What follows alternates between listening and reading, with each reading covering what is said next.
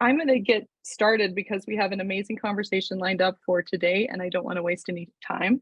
I have been looking forward to this day and this time for about 6 weeks now, like as the way I look forward to Christmas morning with my kids. So I'm just so excited to get this conversation rolling. A couple of things I wanted to share. I know that everybody's kind of joining us in different capacities from within our beautiful state and beyond.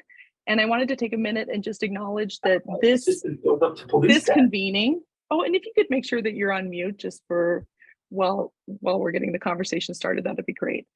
So this convening was made possible by our Utah's involvement with the launch years through the University of Texas at Austin. And they have given us this umbrella to have these awesome conversations about the need to modernize mathematics experiences in high school and in early college. And I want to take a minute and have the people we've met monthly for a year this past year and done a lot of work in reimagining what math looks like in those two spaces. And I wanted to take a minute and acknowledge all of the hard work we have. I'll call out the names of the co-leads, and if you could put an emoji up in your screen or wave or give some signal, we want to thank you for all of the work that you've done this year if you've participated on one of those committees.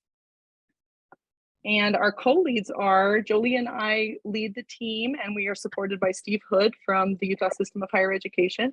And we're so lucky to have Alan Perry and Carrie Bala that lead the early college pathways discussion. And we have Dawn who leads, and Kevin who lead the support structures charge. And then we have Mike Spencer and Nathan Ock who lead the high school pathways conversation. And I just wanted to take a minute, if you wouldn't mind, it's so hard to celebrate and give a round of applause on Zoom, but can we just celebrate everybody's awesome work, all the committee's work? Thank you. And I'll drop this link in. It gives you a little bit more information about the Dana Center and their awesome initiative. Now I'm going to segue into introducing our two amazing guests. I feel so privileged to have this honor. We're joined by Dr. Stephen Levitt from the University of Chicago and Dr. Stephen Strogatz from Cornell. And I encourage you to Google both of their names and read about their long contributions to mathematics and economics and everything that they've done. They've certainly been influential on me, but what I want to spend my time on when I introduce them is how influential they've been on my professional identity. About 20 years ago, I can't believe it was that long ago, my wife, who happens to have an economics degree, said, "Hey, you might like to read this book. It is a businessy book. It's an economicsy book, but it might be something that I think would really resonate with you." And I took it reluctantly and devoured it. It was amazing. And it really just sparked joy and inspired me in my classroom. I was teaching middle school at the time, inspired me to bring relevant mathematical experiences to my students and to dive into modeling and use math as a tool to reason and sense make. And I'm eternally grateful for Steve Levitt for this book and how it inspired me to do this. I became a huge fan of Freakonomics, the podcast I listen to all the time and re-listen to many times. And then fast forward 8 years later, I stumbled across this book. It was a recommendation. You read a lot of math books, you might enjoy this one. And I was like, yeah, I might. Joy and X, you've got my attention. And I, like I said, devoured it once again. And then as I did with this book, I was like, and who are these authors? I need to know more about them. They're amazing. And I just, I followed Dr. Strogatz. I've read all of his work in Quanta. I feel like that all of the things that you write for them, Science Friday, I listen to religiously and re-listen to all the ones that where you're a guest. I love MoMath and the Museum of Mathematics in New York and followed your work when you were there. And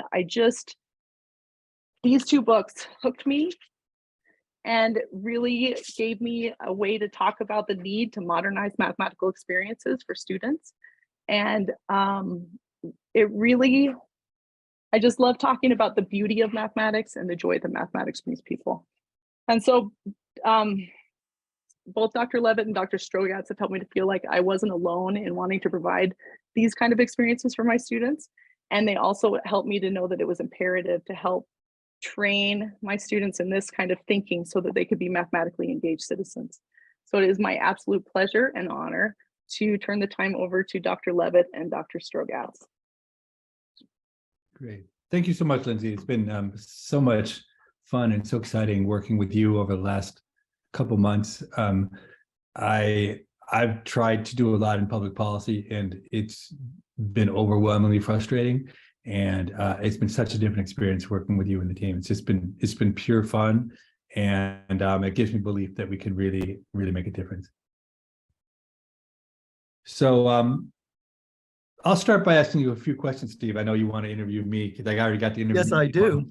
But I'll just say, I'm the last person Steve Strogatz ever wants to see, because I am evidence that no good deed goes unpunished. He came on my podcast innocently. He didn't know I had an ulterior motive. I knew that he was thinking about and talking a little bit about a math appreciation course. He didn't know that I knew that.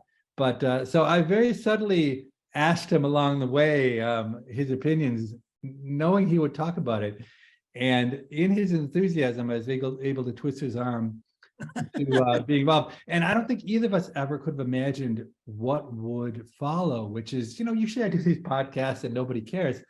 But I was just inundated with hundreds of emails from people. And this idea that I'm going to have Steve explain in a minute about math appreciation just resonated with people. And it's turning into a movement, and it's super exciting. And it's not what Steve, I think, imagined for his life. So he's now got some decisions to make, because he's really become the leader, the center of this, an unwilling leader. So he has to make some choices about what to do. But anyway, Steve, tell us,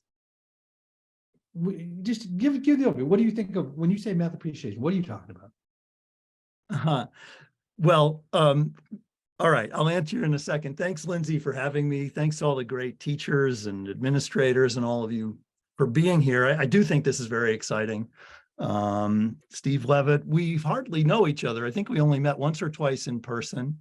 And yeah, you did trick me on your show. I didn't realize it was calculated. I thought that was just some kind of spontaneous conversation.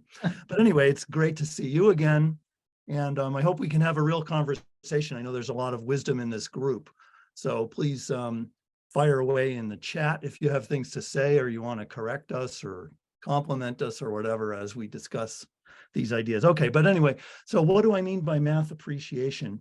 Well, let me put it this way. If we're thinking about, say, high school education, but it could be anything K through 12, I think we're all familiar with the traditional education that goes from arithmetic to eventually algebra and geometry and pre-calculus and calculus. Okay, there's that. And then there's this movement to also inject data science into the curriculum. That's another pathway that seems very important. And we could make the case for why that needs to be in there. But it always felt to me like both of those strands, the traditional STEM approach and the data science approach, that's great if you want to train someone to really use math or even be a mathematical scientist or an engineer or a physicist or any other kind of quantitative person. But fact is, most people don't use much math in their life. And I think of my wife, who's a perfectly educated and wonderful person, and she has no occasion to use math at all. Now we could talk about, like Francis Sue's ideas that math is good for human flourishing and math is about struggle and problem solving and making you more innovative, blah, blah, blah. But let's just talk about the content of math too for a second. I feel like there's a third thing we could be doing, that's what I was talking to you about on your show, Steve, that what about, I was calling it Math 101. Like we don't teach people the first course in music with the idea that they're going to become professional musicians. We teach them Music 101, where you get a survey of the great music of the world, just because it will enrich your life. It's nice to know these things. Or Psych 101 is often one of the most popular courses at any university, to learn the grand theories and experiments in psychology, and you can apply it in your everyday life. It's just fun. And Art 101 and so on. So where's Math 101? And what would that look like? So we could talk about what it might look like. But anyway, that's what I'm thinking of. I mean, in physics, they have physics for poets. I feel like there's a need to not just teach people how to do math, which again, I think is, yeah, sure, it's important up to a point, but I'm not totally sold on that. I think along with that, I mean, well, okay, I have a million ideas, so I'm muddled. You hear I'm giving a muddled I'll tell you, presentation. Steve, I'll tell you what I thought your most Go ahead. powerful idea was. All right. It's Oh, that yeah, help me out. the problem is that somehow in our system, everybody, almost everyone somewhere along the way decides they're not a math person. Some Yeah. kind of obstacle comes up, and then they self-identify as not being a math person. And see, what you said is like, you want people to feel like they're a math person, and you can feel like a math person without being able to solve complicated differential equations. It's just this sense that math is good and Yes. math is beautiful, and I like math. And my feeling was, look, I knew no math whatsoever when I got to an econ PhD program, but when the time came, I learned it because the math I knew I needed it. It had a purpose. It fit what I did, and I think if you like math, if you feel like math is good, math is beautiful, then if you need to learn it for an engineering program or for a nursing program, whatever it would be, you can. It's what I really resonate with that you said is that so many people now have a terror of math by the time that they leave high school, that Of course. they're not open. They steer away from anything that would require it. And that to me is, if we could leave people, I mean, very few people leave school fearing art, right? Saying, oh my God, I would be afraid to go to a museum. Like I would be afraid to sit down with my daughter and draw a picture of a cat. Like, look, I don't draw very well, but I draw a cat and I don't have anxiety over it. And I think that's kind of, I mean, what I took away to the broadest brush of what you want to do is you want to create a feeling in math that math is fun and math is beautiful, and that the object isn't to be able to, on an exam, solve exactly the problem that you solved yesterday in your homework, but with a different number, but rather to think about what makes it amazing. I mean, math is amazing, and and anyone who's read Steve's books, you cannot walk away from his book without thinking, my God, math is amazing. Yeah. If you think about it the right way, it is incredible. And yet I have 4 teenagers. I had 4 teenagers. Look, that was not their impression or my impression. Their impression of math, to be honest, is that it was some kind of black magic. And you were told if you did this, this, and this, then you get an A on the exam. They did not understand why they're doing this, this, and this. They just memorized how to do this, this, and this for that exam. And 2 days later, they had forgotten it. And it was really, I mean, that was, and it wasn't the intention of the teacher. I think it was just somehow the system has is arcane in a way. So anyway. Well, so great. That's all really helpful, all of those points that you're bringing up. And I think what you're, just to underscore that last point, that the standard education that we've had for a long time, and that we often discuss, what's the best way to do it, is about math performance, how to do math. And I hope nobody will misunderstand the thrust of this conversation. Look, I love math. I do math myself all day long. And plainly, many people do need to do math.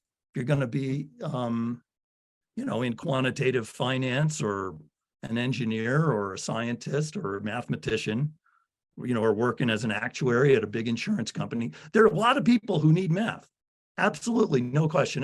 And you can't just sit around and appreciate math without knowing anything. Obviously, you have to learn something. So, but I think that the system at the moment is really lopsided on the performance side, heavily emphasizing that we need to train people how to do math, and not enough about, we want people to like math or maybe love math. And there are a lot of ways in. That I don't want to just talk about beauty. There's a tendency to say math is beautiful, like that's going to somehow get people liking it. If you don't like math, or can't do it, or don't understand it, there's nothing beautiful about that. And someone can tell you it's beautiful, and you're just going to feel even more left out than you already do. So I think this business about math is beautiful. I mean, I've been prone to saying that myself, is a double-edged sword, and we should be careful about that because it lacks empathy. It doesn't show the proper empathy for the people who are currently struggling. So, and also when you're a little kid, I have found from talking to my own little kids who are now college age kids, that they would never have said, math is beautiful. You know, being around a father who's giving them, talking to them about math all day long, not beautiful. For a young person, what might be nice about math is that it's satisfying. I don't know what word they would use, but they like it that it works. They like it that they got the right answer. You know, so being able to do math can be pleasurable, but there's also ways into math that are involve connections. For instance, we could have, there's some people who love literature, and there are some very interesting plays and books and movies where the main character is a math person. Think of Katherine Johnson in Hidden Figures. You know, how many people got excited by that remarkable story, the book and the movie? Think about people who like sports. There's a ton of math in sports. Lots of kids who think they hate math love doing baseball statistics. There are people who like the competition of math. They're happy to join the math team just because they're competitive and they want to be better than their friend at something. They might not like math. They would never say math is beautiful. They like the game of it. So what I'm trying to say is between history, between beauty, between sports, real world applications, there are kids who care about the climate and are they going to have a world to live in a few decades to come. Those people might be really interested in environmental science and atmospheric science applications of math. So I don't believe in any doctrinaire thing that what we need is more X, we need more history, or we need more, you see my point. I believe that there are a million buttons, people are very diverse, and I want to press every button in the hope that sometime I will press your button. So that's what my math appreciation course would look like. And I think it doesn't have to be a course. It could be a philosophy that is happening all the time from kindergarten through college. Or, because like you might wonder, if this is a good idea, where do we do it? Do we give math appreciation before algebra? Like kids have learned arithmetic, and now it's time to start doing harder math. The stuff that, right, I mean, most kids can kind of do arithmetic up through fractions and percentages. It's once they get to X, once you hit algebra or geometry or certainly calculus, trigonometry, that's when they start dropping off. So, but maybe it's because they have no idea why they're doing that. Why did anyone invent algebra? Why do we need negative numbers? Well, there are fantastic stories about that. You know, so history of math can really be exciting for people. There are other kids who hate history. They don't want to hear history. Okay, but there are different ways, I feel, to answer the why question. Not just how do you do math, but why would you ever want to do it? And I wish we would make space in the curriculum. I'm not sure where. Should it be grade 7 or should it be all throughout? If you wait till senior year, it's too late. Kids are already math phobic or hate it, or they've split into the kids who can do math and the kids, oh, I can't do math. Okay, so let me pause there and get your reactions to this. And maybe we should look at what the audience is saying too. You're muted at the moment, Steve. The audience is not saying very much. They should say more. Oh, okay, yeah, please, we invite your opinions because I know you guys know a lot and have a lot to say. As we wait for some more comments, let me give you my take on this, Steve, which is not informed. I'm not a teacher and I'm not a mathematician, but it really strikes me that one way to do this would be in 8th grade, 9th grade, to do a math appreciation course. And this is breaking the system wide open in a way that's probably not easy to do. And then there is this sense, the way we teach math, that it's ordered, right? We do algebra, geometry, algebra, pre-calculus. And that in my own experience with math is not so ordered. That indeed, what would make a lot of sense to me, if I could really break the entire system and start from scratch, you do math appreciation, which would introduce students to all sorts of different kinds of math. And then from that, in say 9th, 10th, 11th, 12th grade, the students could pick and choose the math they wanted to learn. So if somebody said, oh God, I got super excited about geometry, then they should go right to geometry. But if they say, no, God, I'm actually, calculus is the thing I want to do. Look, you need to know a little bit of other stuff for calculus, but it's not like in the calculus courses I've seen, they don't review everything they did in pre-calc and calc, again. So it just strikes me that making it more of a menu of choices, if it were up to me, I would like to see that happen. But I'm curious what others think. Is that completely implausible? Is that bad thinking? Well, let me give a quick reaction to that, Steve, and then we could see what other people are saying too in the chat. I'm sure many of the math teachers in the audience who are thinking about this would say, look, this sounds ridiculous, what you guys are saying, because let's take calculus. To do calculus the way we all think of it, to differentiate functions, let's say, that's at the beginning of a calculus course, you have to know what a function is. So of course you can't do calculus until you know what functions are, would say a traditionalist. Now, a modernist might say, well, hold on, let's postulate that computers exist. Okay, we teach math as if computers didn't exist. Well, they do. And not only that, but artificial intelligence exists. We're all seeing what ChatGPT is doing right now. Why don't we just face facts? It's here. So let's be creative now as teachers and think, rather than telling our students they can't use ChatGPT or Excel or, Wolfram Alpha, get real. This is the real world.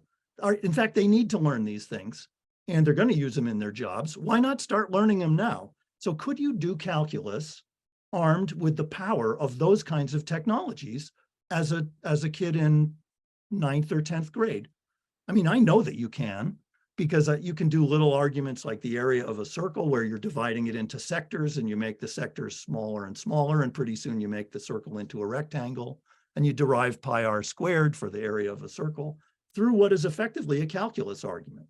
So you can do that at a very low level, a younger level than, you don't have to have gone through all of pre-calculus and algebra 2 and all that stuff. You did in the old days when computers didn't exist. But the concept of a function could be very palpable in terms of using spreadsheets, seeing this column of X's against that column of Y's. You can make graphs. So old topics like curve sketching, you can hit the button to do curve sketching. I don't know. I'm not saying that we should get rid of all the old ideas, but we're not harnessing the power that's available to us today. And it would really open up so many pedagogical possibilities. And I know that there are teachers who do this if they have the freedom. But, if you have to teach to the test and there's some kind of state standards and stuff, that's really holding us back. I think it's really stifling a lot of teacher creativity and student creativity.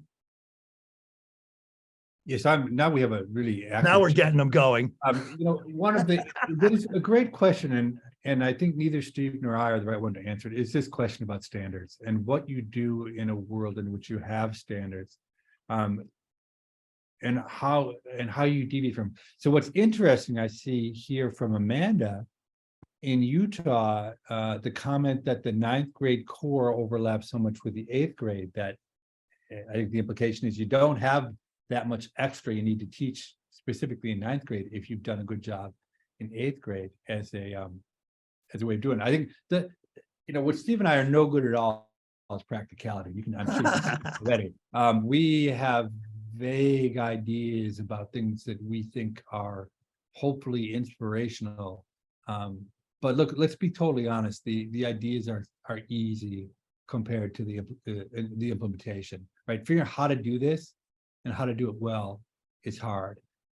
I will say I have a team here at the University of Chicago of really talented young people who I would love to work with you to try to help with implementation if there's interest, in trying to come up, and create curriculum is the wrong word. My team will create. I think there's a lot of them. I've already seen years worth of great curriculum that you could pull right out of Steve's book, out of other creative books that have been written. It's there. It's a matter of how do you put it together. What's the art of the pedagogy around it and whatnot. But look, we're eager. I'm eager to try to, in whatever ways I can, help the people on the ground make this a success. So I just want to put that out there as something. Well, and I feel like we have an army of people probably full of ideas. We know in reaction to your show, you know, the one that I was on, you say you got hundreds of letters, and so did I. You know, it's been insane, the reaction to this, that it came in the last 20 minutes of the show. We were just having an ordinary conversation, and then you brought up this question, and I gave my, you know, same kind of stumbling answers that I'm giving now. And for some reason it hit. And so I'm constantly to this day getting letters from teachers who say, like Lori Kalt right there in Utah says, I'm teaching this course. I already did this course. And she was showing me I don't know if Lori was able to join us here, if she's here on Zoom. Yeah. Okay, cool. So, I mean, we should at some point let her talk. She's already started doing this right there in your state.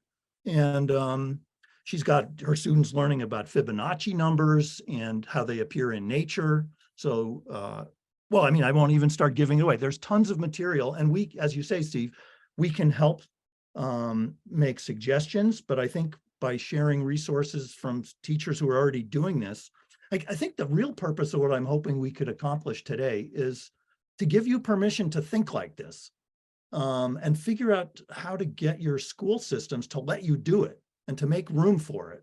I think it really needs to be in there. It feels very important. We know what we're currently doing doesn't work very well. If you just think of how many people come out of the current education saying they hate math, or they never saw the point of it, or they're afraid of it, or they feel stupid because of it, or I never use it, what was the point? So we need to change something. And so I sometimes get frustrated. I'll get questions from parents like, what do you think about Common Core? And I think that is so not the issue. It's so, you know, again, because I'm not a practical person, I feel like there's so much more that we need to discuss than, you know, Common Core versus some other way of some other standards. The problems are much deeper than that. Lori, I know you didn't prepare to talk about anything. Would you want to talk for a couple minutes? You can say no also, but oh, do we have Lori? yeah. You want to say anything? Can we Lori? unmute you? Sure. Am I unmuted? There Yeah. you are. Hey. Hi. I've been teaching recreational math for about 2.5 years here at my junior high. And it started as something that I kind of like wanted to do. I had a long string of ideas that I would put into a curriculum, and I kept kind of like pitching it to my principal, and I finally got a yes. And so then I, you know, started developing some lessons, and so I'm going on about 2.5 years now, and it has just been so great. There's so many kids that there's a lot of different kids that take this class. So it's a very low floor, kind of high ceiling thing. I get kids from the honors class. I get a lot of them that come over and take it. This is it's an elective class. So it's in addition to their regular math class. I get kids who just think it sounds interesting. And some of them might not even have the best grades in the regular math class, because I know, because they're in my regular math class. But this is something that that really lights them up, and it's super interesting. And things that, like, I do a survey when they come in the first day, and one of the questions I ask them is, what is math? What do you think math is? They say things like, it's solving equations. It's, you know, using numbers to do things. And then I ask them that same question on the last day of class. We just did this yesterday. I get things like, math is answers to the universe. Math is, you know, philosophy. Math is everything. So it's really good. It's a great thing. And it changes the path that they might take later on in their life. Some of them are like, I had one girl named Ziomara, and she said, she was one of my very best math students. And she said that she always hated math. And I was like, what? You're a great student. And she was going to go on. She went to like a math and a STEM-based high school. And she was like, this is what I'm going to do. So it's a great place to change kids' minds, I think, 8th and 9th, somewhere around junior high. Sorry. So that's interesting, Lori, that you say that, because I noticed someone else in the comments said that that 9th grade is sort of the ideal place for this. You think so too? I do. I invite 8th and 9th graders because some of the 8th graders are taking a 9th grade curriculum for math already. So they have that under their belts. And we don't do hardly any computational math in this class. So like I said, it's a really low floor, high ceiling. So the only reason I kind of keep it to 8th and 9th grade and don't invite the 7th graders is we do a little stint on calculus, just a little introduction to that. So, and I feel like they need to have some of the 8th and 9th grade math to understand that. Maybe I'll throw in one other suggestion here, in addition to Lori's course, because I see lots of folks in the conversation in the chat saying, could you share some of your resource, the curriculum that you developed? And I know you're probably going to be pretty generous about that from our conversations by email.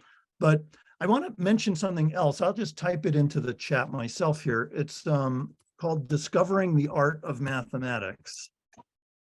So let me type that in here. Discovering the Art of Mathematics. If you type that exact phrase into your search engine, it'll take you to a website at Westfield State College, which was a teacher's college in Massachusetts that I think is now not only a teacher's college, but they have 4 faculty there, mathematicians, who had a big NSF grant to develop a course in effectively math appreciation. It's math for liberal arts students who are not math majors. That's the art, in discovering the art of mathematics. And those professors have created something like 11 or 12 workbooks, free PDFs that you can just look on their site about math and dance, math of infinity.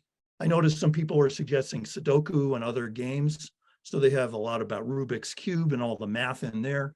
Just a million ideas for activities like problem-based learning or inquiry-based learning or whatever you want to call it, that I think could work very well for high school students, including even maybe 9th grade. That don't think of this as college curriculum. It's really very appropriate, I think, for sparking ideas of things you could do with your students that are in exactly the spirit that we're talking about.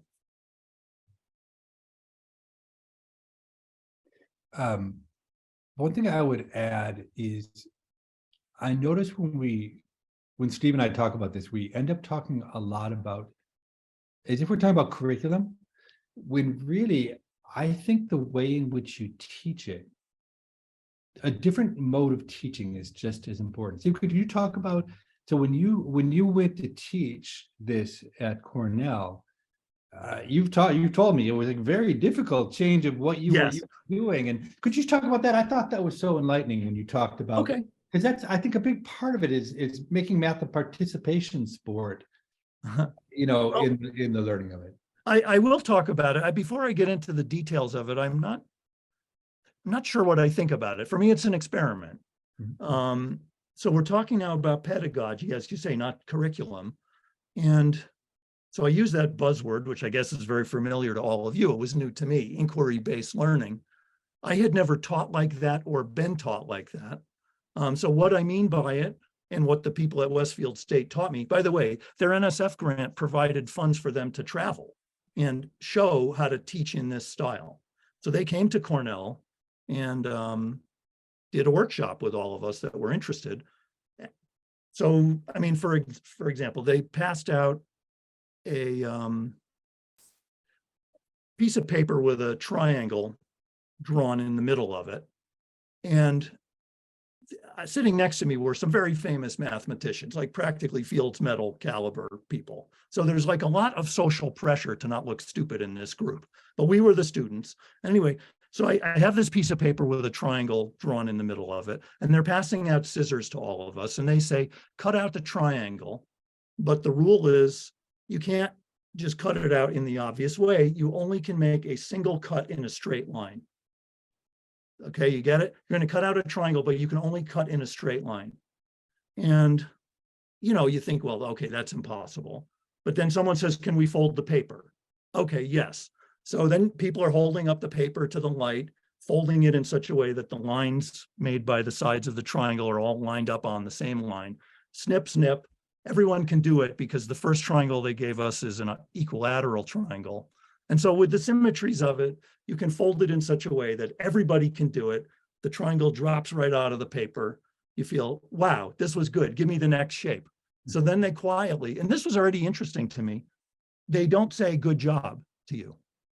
There's none of that, because the person who hasn't figured out how to do it doesn't want to get discouraged by hearing the teacher say good job. I thought that was interesting, that we constantly do this. We think we're somehow building the self-esteem of our students, but you're actually hurting the self-esteem of the student next to that student. So better to just be quiet. Anyway, they give more and more shapes. A square, easy, everyone can do it. A rectangle, a little bit harder, I can do it. Finally, they give a scalene triangle, a triangle with all three sides different length. And I'll tell you, you could go home tonight if you've never done this, try that. Draw a triangle with no symmetries, 3 different side lengths, and try to cut that out with a single straight cut. I found it difficult. I couldn't do it. And my partner on one side of me, Mike Stillman, a great algebraic geometer, said, oh, I think it might be impossible. Maybe the task is to prove it's impossible because there's no axes of symmetry. But the other guy sitting next to me, John Guggenheimer, he's still wiggling the paper, and then he does it. Okay. And meanwhile, I am my usual slow self feeling stupid because I haven't done it. And meanwhile, Guggenheimer is now doing quadrilaterals. And I didn't see what to do. And at some point they stopped the activity mercifully. And, but then this was another good pedagogical trick from the teacher. She invited me to talk about what I was feeling at that point. And I was able to make a positive contribution to the class, even though I didn't do anything mathematically. I just said, I feel really embarrassed because Guggenheimer has done it and I feel stupid. And this is giving me insight into how my students feel when they can't do something at the same, like speed really psychs people out.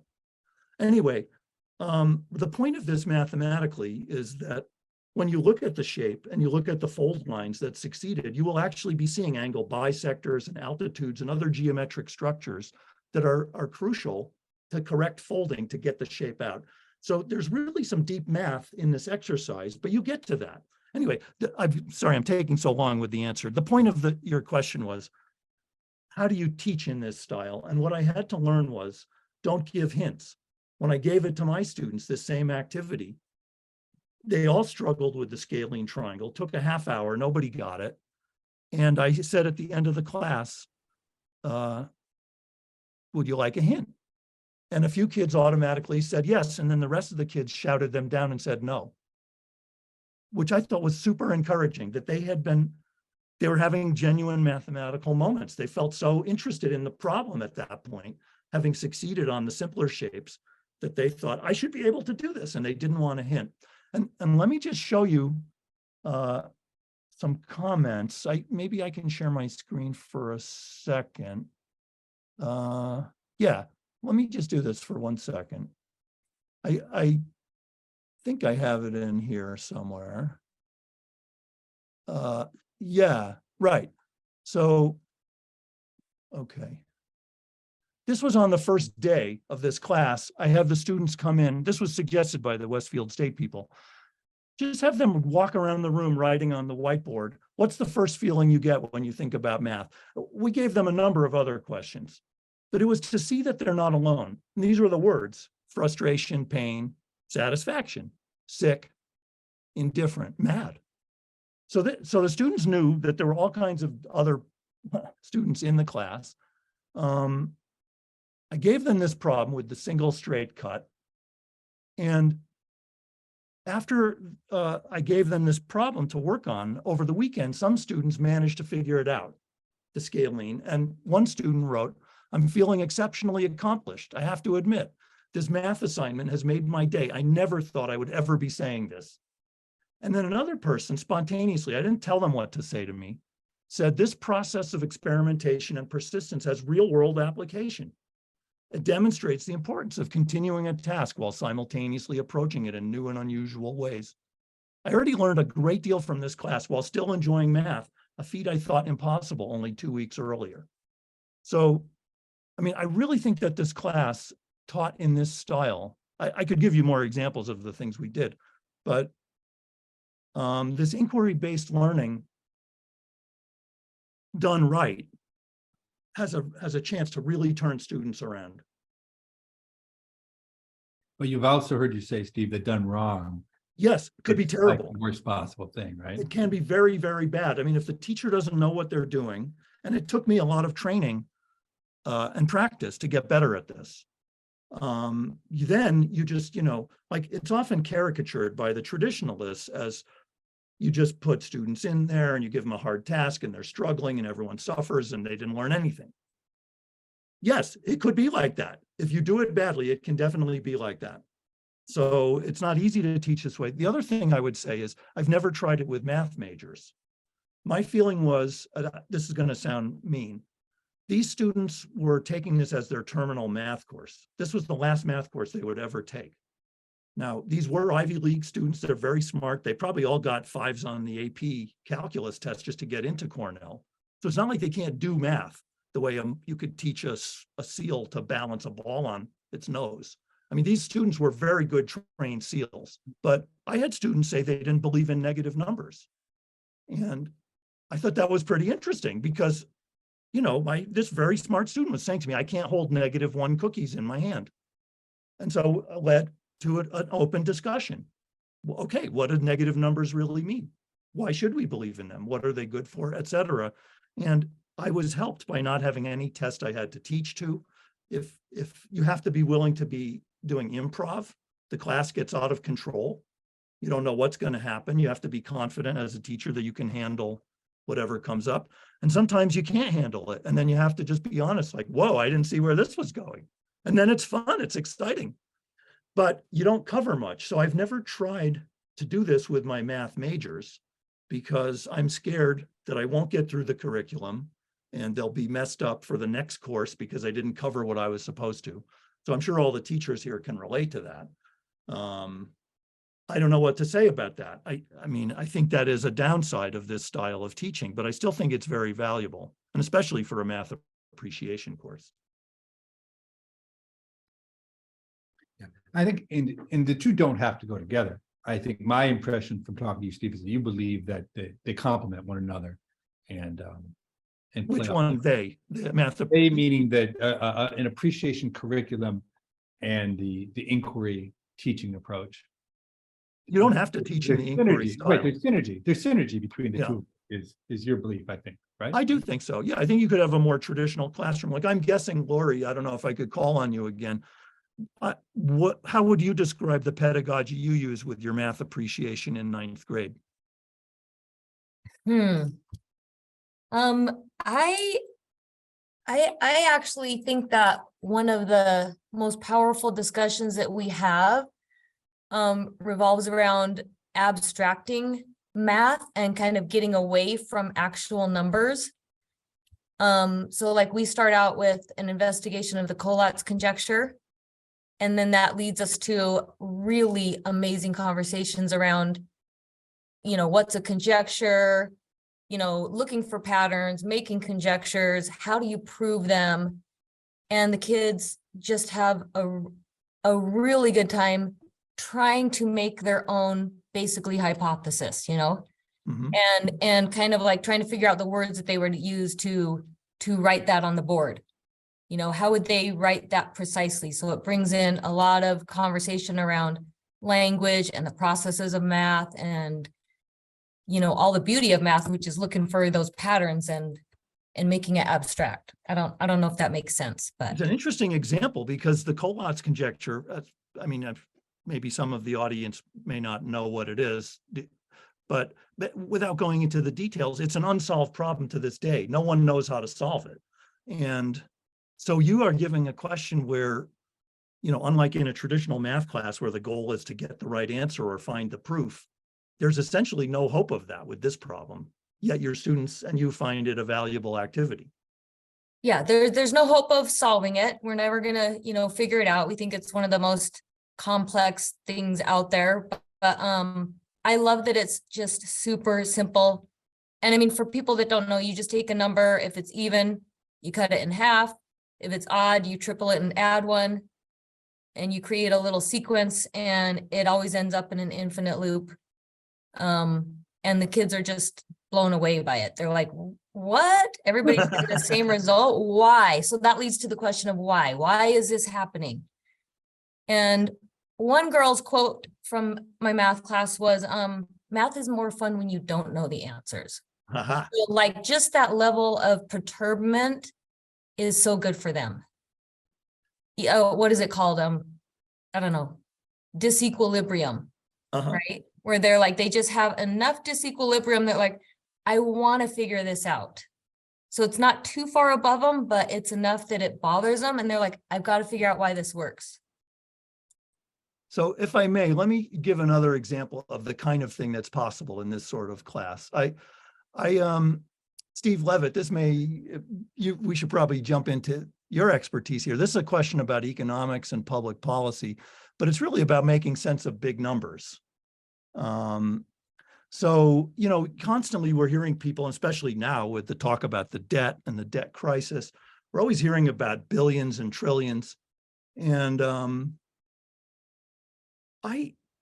it's very hard to think about numbers that big. And so I wanted to do an activity with the students about that.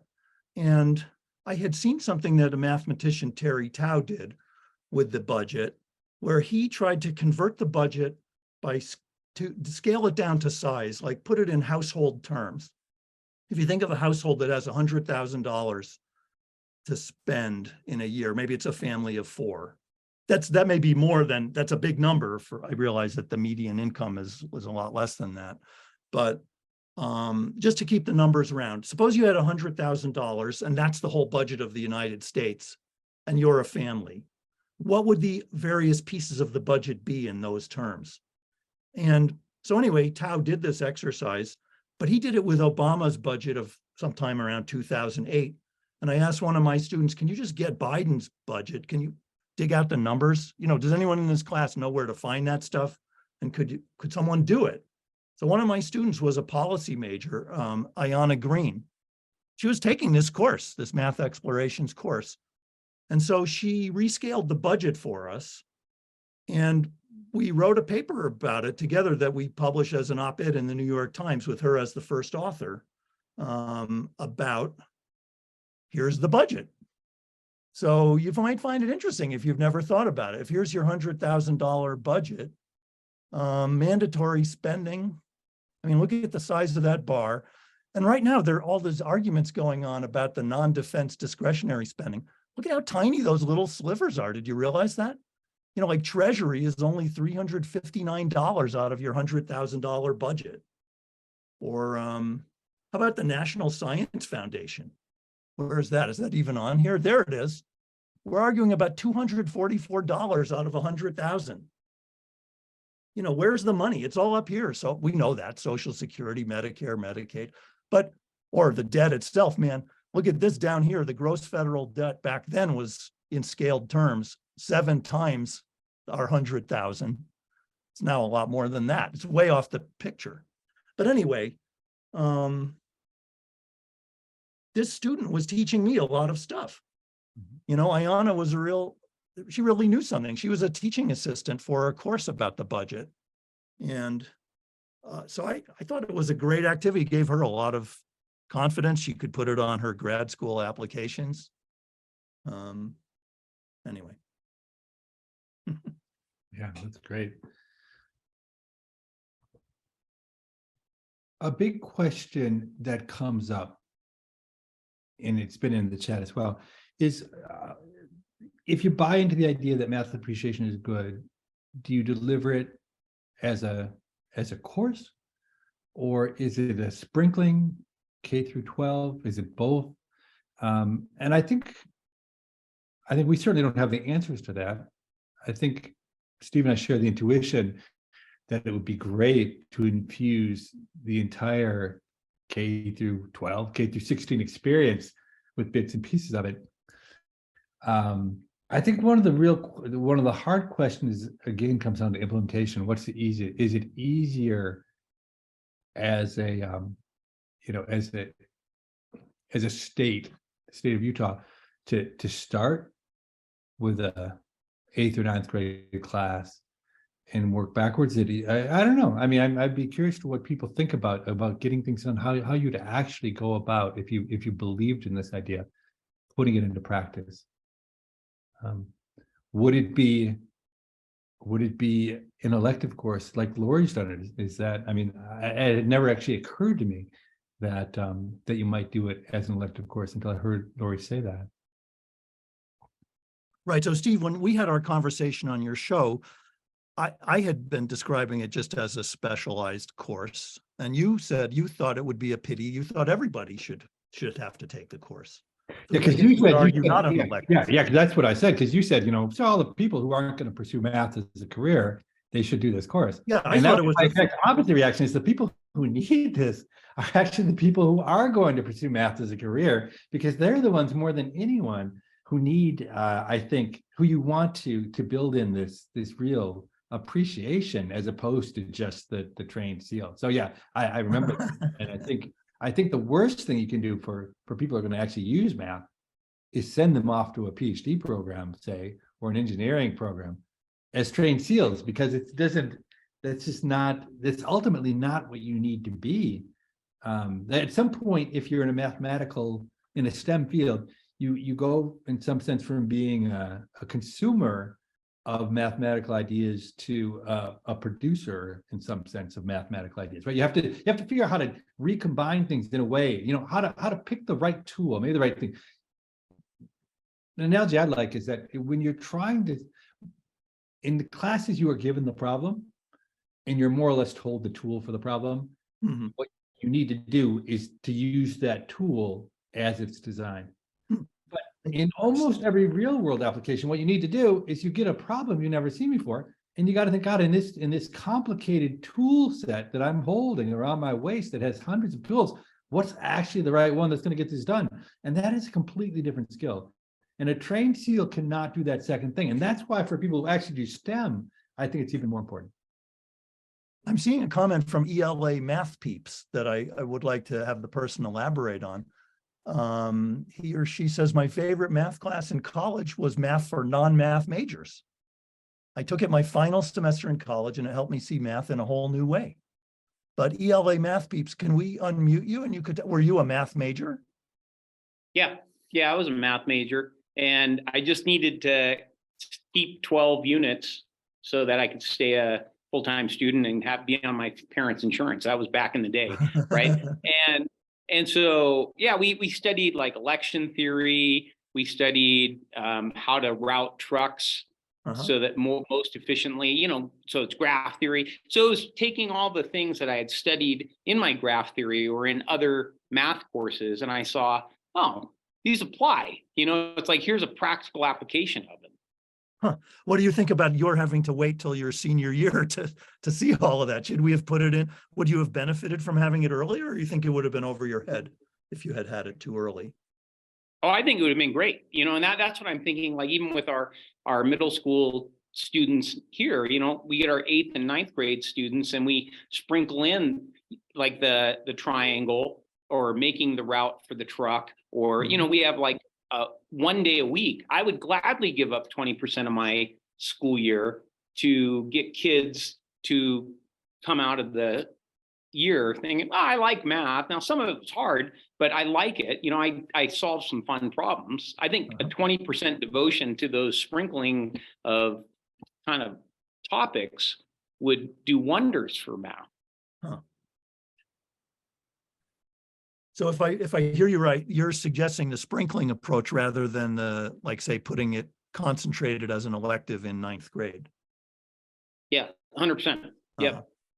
It goes back to what other people's comments were of, we have so many standards to cover, and it's just like, in Utah, we came up with I think it happened before COVID, but in COVID, there was the push of just, here's the major works, make sure you cover those. And so I was able to cover those major works, not having a Friday, because our school didn't have Fridays. And so, if now that we have all Fridays, why don't we just keep doing just the major works and sprinkle in these non-computational math skills?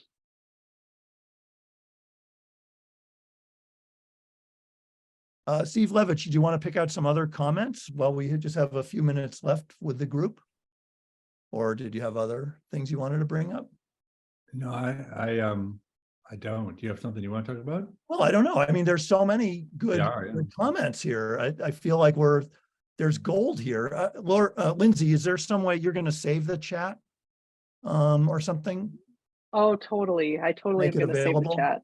Yes. Yeah, because I would really like to look at it and think about it afterward. I love that. Was I will Lindsay, is there definitely share. something that grabbed you that you think we should be talking about from the chat or wherever?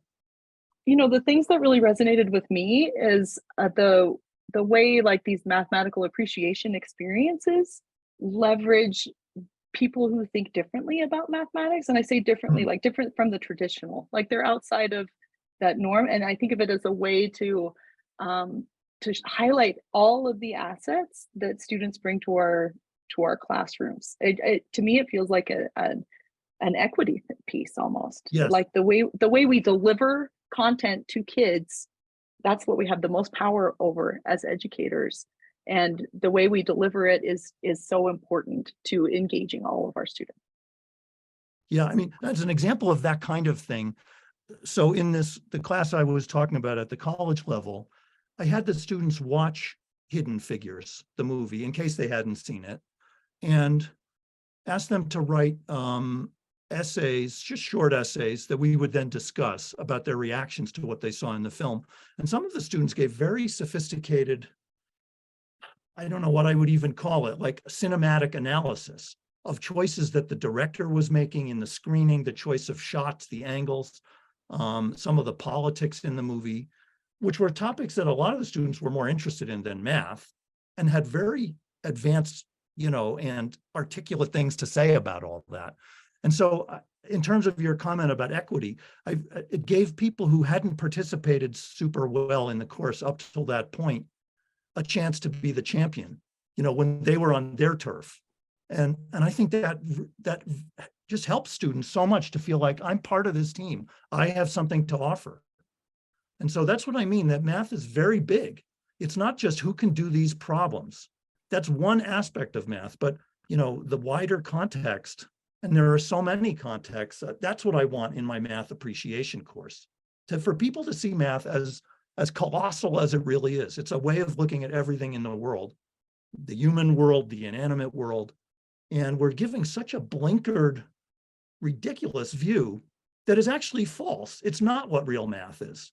I mean, school math is such a joke compared to the gigantic, all-encompassing power and beauty and pleasure of real math. So that's like Paul Lockhart in his, I mean, he's an even bigger complainer than I am. His essay, A Mathematician's Lament, says the problem with math class is there's not enough math in it. And there's a lot of truth to that. We're taking out a lot of the juicy part and doing this SEAL training. We got to change that. We need to fight this. And so I feel like I have some allies in the room. And so that's exciting. We are just so appreciative of your time, Dr. Levitt and Dr. Strogatz, and your wisdom and helping us have this conversation in Utah. Can we just all do a little celebration? Like, I don't know if you're as moved as I am. I'm feeling inspired. I'm feeling honestly, that we have the blessing of two major mathematicians and economists in the world, and I just feel so lucky, so very fortunate for you coming to share your message with us. If anybody is interested in continuing this work, where I'm definitely taking you up, Dr. Levitt, on your offer to work with us. We would love to have you. Utah is ripe with opportunity, and all of these amazing educators that are in this room and industry leaders are on board, and just the momentum's here. If you are interested at all in any of this work, I'm going to drop a link in the chat to, as soon as I can find it, to an exit ticket where you can share your thoughts with me. And then there's a portion where you can say that you would love to help continue this work and engage with it in Utah. So I dropped that link in the chat and would love to have your feedback on that. And just one more huge thank you to both Yeah, of you, I would Dr. just- Levitt and Dr. could I- Strogatz. I just want to emphasize again how different this experience is from what I'm used to. The level of enthusiasm, the intelligence and the wisdom in the chat, the openness to doing something, and the sense that you really, something's going to happen. I mean, all those are amazing. And you say you're inspired, Lindsay, but I'm extremely inspired.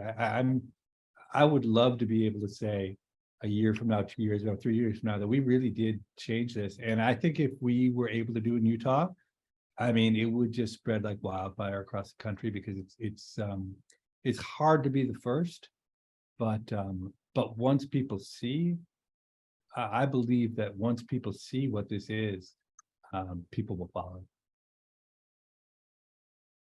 Thank you so much. Thank you all. It's really a pleasure. Yeah, thank you. This is great. I continue to be shocked at the whole thing. I mean, I've been talking about this for years, and I always think of it as just a dream of a idealist, and I'm not practical at all. And unlike Steve Levitt, I don't work with, real world people with big money or big policymakers or any of that. But suddenly I'm getting kind of drawn into this world now, talking to people like Lindsay, who actually have a little bit of power, and got to shake hands with Jeb Bush at that crazy conference where Lindsay and I met each other. That was so fun. It was in Salt Lake City, and it was just by chance. It was an honor. But even Jeb, Jeb said this funny thing to me at the end. He said, because I was there to present about data science and why, they had us talking about 3 aspects of the modern education, which were financial literacy. Some guy was there selling his idea of that, literally selling, because he has a product to sell, but it was a good idea. Another guy selling his idea about coding. Everyone needs to learn how to program. And then I was there talking about data science, which is not even my thing. But I asked Zarek, who works with Steve Levitt, for their slide deck. And so I made my best pitch for data science, but somehow it slipped out that I think calculus is important too, because there's a tendency in these conversations to say, boo, calculus is stupid. Calculus is for rocket scientists. The modern person needs data science. And I just couldn't take it anymore. Even though I was the one saying data science, I finally realized I got to stick up for calculus. It's really important. It's the most amazing part of math. And every engineer, I actually said, God damn it, in front of Jeb Bush. I said, and a lot of people, right, in Utah, you saw Lindsay, there were people like, oh my God. But I said, engineers have to learn calculus, God damn it. And people started clapping. And then at the end, Jeb says to me, calculus started this race down 30 points behind in the polls, but I think by the end it pulled ahead. That's amazing. That's amazing. Well, anytime we have these conversations, I always like to share data. That's why I love working with mathematicians. Data speaks volumes. We have 18% of students in Utah as seniors, who take AP calculus at any given year. And the question is like that, it's running smoothly. People are getting that opportunity. We have 18% of students who are taking advantage of some sort of calculus class their senior year. That's awesome. But we've spent so much time on that pathway for 18% of students. What about the other 82% of students that don't take a math class their senior year because we only require 3 years of mathematics to graduate? What kind of experience is going to ignite their curiosity and make them want to engage in a math class for that 4th year when it's not required? And turns out the answer isn't calculus, because that's only getting 18% of the students, right, in that space. So we never want to hurt that calculus pathway. I'm with you, Steve, and especially after I read your book, Infinite Powers. Calculus is beautiful. Calculus is amazing. I enjoyed it completely, but I am a mathematician. And so we need to think of ways we can help instill that love of mathematics through other experiences for those other 82% of students that don't take a math class their senior year. Well, can I say one thing too? I just in the chat, but we also have a lot of students that take it as a junior and then sometimes have no pathway to go to. Right, exactly. So after calc, we have some other interesting courses that help them see other type of mathematics. That's a very good point, Heather. Thank you for sharing that. All right, I'm going to bless and release everybody except for those of you that are on the launch years committees. We want to do a little debrief really quickly, but thank you so much for your time. Really looking forward to your comments in the survey, and I am taking names down for people who would like to continue this work. Thank you so much to Dr. Thanks. Levitt and Dr. Bye, everybody. Strogatz.